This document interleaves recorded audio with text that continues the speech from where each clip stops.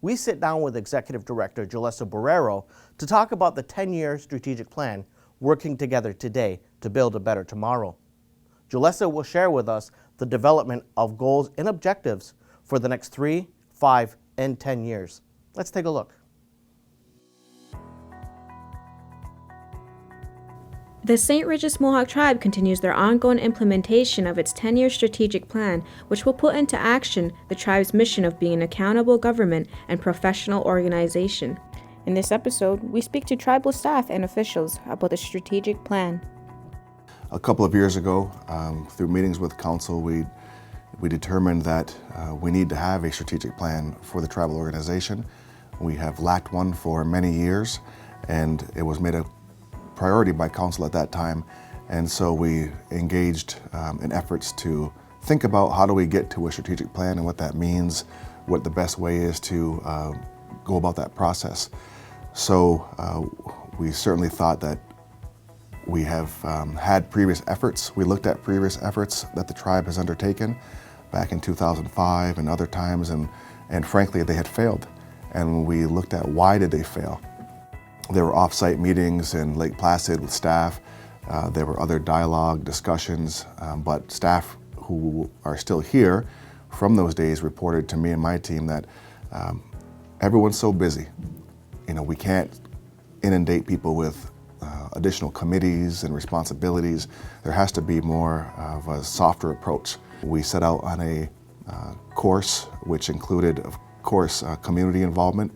We held 7 different focus groups in February of 2016 to engage community members in a variety of areas, including disability services, health services, entrepreneurs, young entrepreneurs, women-owned businesses, elder concerns and issues, and we also had a general meeting. So we took all that information to develop our strategic plan, and in December of 2016 it was signed in through TCR by Tribal Council. The strategic plan document helps community members and helps our staff with is to understand who we are as a tribal organization today.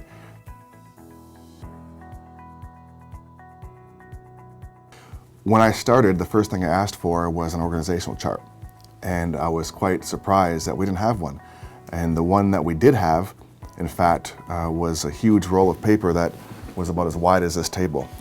And when I discussed that with the council at the time, they said, well, there's our org chart, but it's not really accurate because this has changed and that's changed, and this department now reports under that division, and so on and so forth. So there wasn't a real delineated chain of command, good understanding of who reports to who, discussion of past division and program changes based on personalities and who didn't get along with each other. So we said we need to get this formalized and we need to understand it better.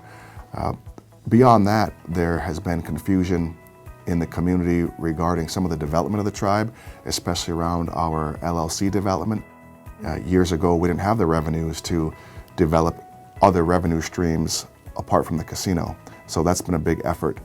We wanted to understand an environmental scan to say who are we as an organization and where are we going? And so we said, let's understand who we are and let's understand what we're trying to accomplish.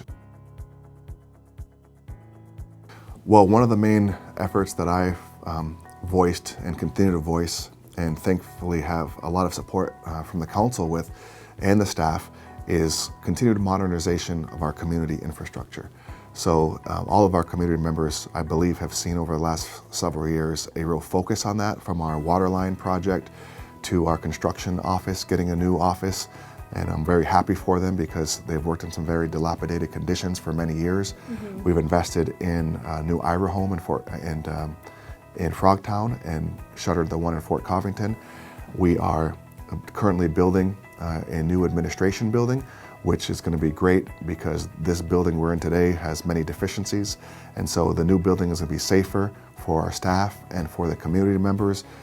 ADA compliance, we want our disabled community members to have full access to all of our buildings. So modernization in many ways. I touched on earlier the development of the rest of the Generations Park lands, sidewalks for safer transportation in the community, for bicycles, for pedestrians, crosswalks where needed. that future modernization effort is so important for safety and health of our community. So that's one area that I'm really looking forward to continuing to work on. But it all, in my mind, comes down to continuous improvement. How are we going to continue to improve the infrastructure, the personal relationships, the understanding of what we're trying to accomplish, the dialogue with the community, the collaboration with the community. It's all wrapped up in one. And it's, in my mind, it's called continuous improvement, but at the same time, doing that with a distinctly Mohawk point of view. So that's really where I think we're going, and I'm proud and happy to be part of it, serving my community, and I'm very proud of all of the talented staff that we have here who are working so hard every day, every week to deliver on these results for our community. And they're going to have the opportunity to plan out the next 10 years of that work through the next month or two, and have already been doing that with their program and division leadership. And so it's a great team that we have here, and we're striving always to move forward and better the community, and that's the primary focus of what we're all about.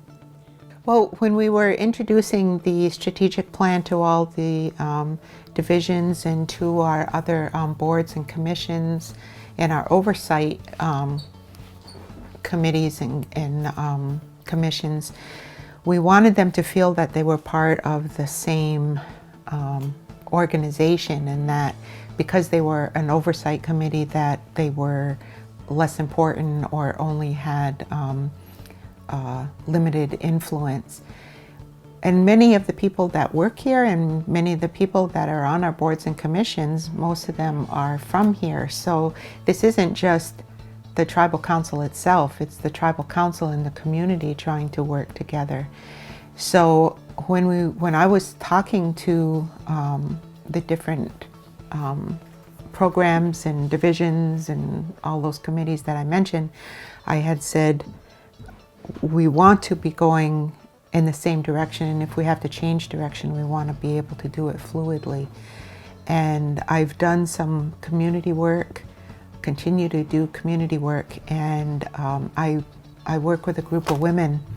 So we were doing an exercise ourselves that's called murmuration, and what it is when you see a group of starlings or a flock of starlings in the sky and they start moving and they create all of these beautiful visions in the sky, and you wonder, how do they do that?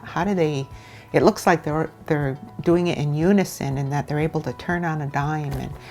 And so she was explaining to us that the reason that they're able to do that is because one starling has 6 or 7 points of reference around them. So they're cognizant of what those particular birds are doing, and they do what that bird is doing. So they can mimic each other's movement within a couple, within fractions of a second. And as one of those other outlying birds perceives their 6 points of contact, they move with that group, and though that outlying bird moves with their group. So that's why it looks like it's fluid in the sky.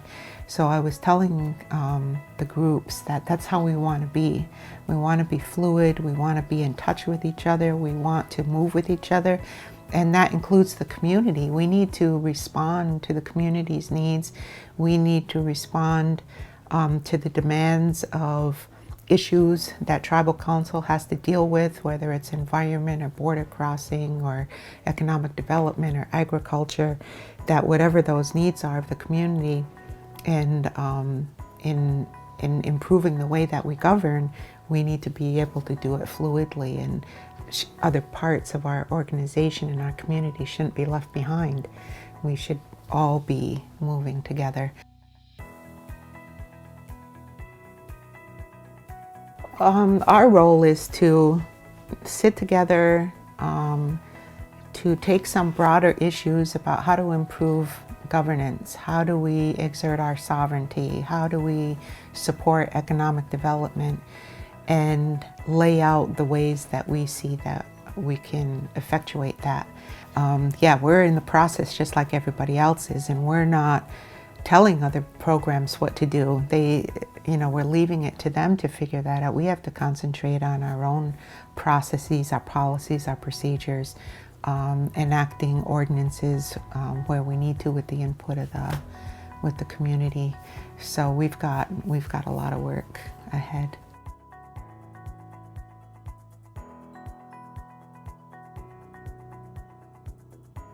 It's an opportunity for us to do some thinking on what our goals and objectives are for immediately, but also I think more importantly in the long term. How are we going to focus our attention and our energies onto trying to improve the environment for the entire community?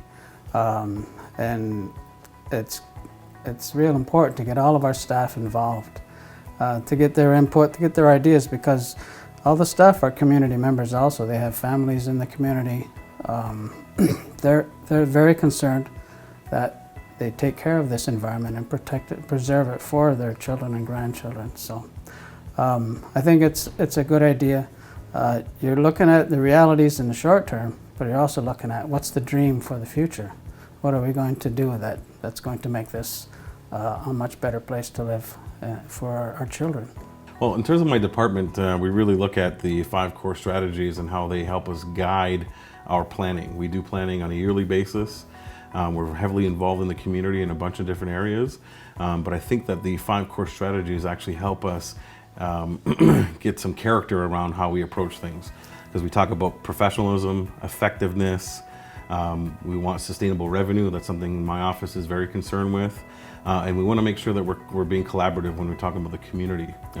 You know that we have a very large community split in 2, so we often work with all the stakeholders in the community to make sure that our plan and our activities make sense to everybody. My staff include many folks from this community who raise children, who work, and who play in the economy, and we want to make sure that it's a vibrant economy. Like I said, the core strategies allow us to have that sort of character and professionalism that offer an excellent service, because we, at the end of the day, are public servants. We serve the community, and these core strategies allow us to have a very effective government, a government that makes a difference, and somewhere that that growth is very much on the mind. You're always thinking, how does this work, and how can I do better? So it's really nice that we have a plan that's adopted by both council, we engage the community, staff was involved. So we're all bought into this program, so that when I say to somebody, why do we want to do that? They're answering me with these questions. They're answering, hey, this is sustainable. This makes a difference. This makes us a better service. So I welcome that, and it sort of gives you a nice framework for your staff to come in and say, hey, under this core strategy, here's an idea that I have. And you can never go wrong with a nice solid core strategy. One of the strongest aspects of having a defined strategic plan is helping our staff, no matter what component unit in which they work, to understand that they are contributing to the overall mission of our organization, a mission of developing and promoting a healthy and prosperous Mohawk environment where every member has the opportunity to succeed at home and in the global community. So whether you're dealing cards at the casino, whether you're cleaning floors within the tribal programs, whether you're driving elders to medical appointments, no matter what role you serve, you are contributing to the vision of a healthy Onkwariwa'shón. And for our staff to understand that that's what they do, something bigger than themselves, is a hugely important area of this plan.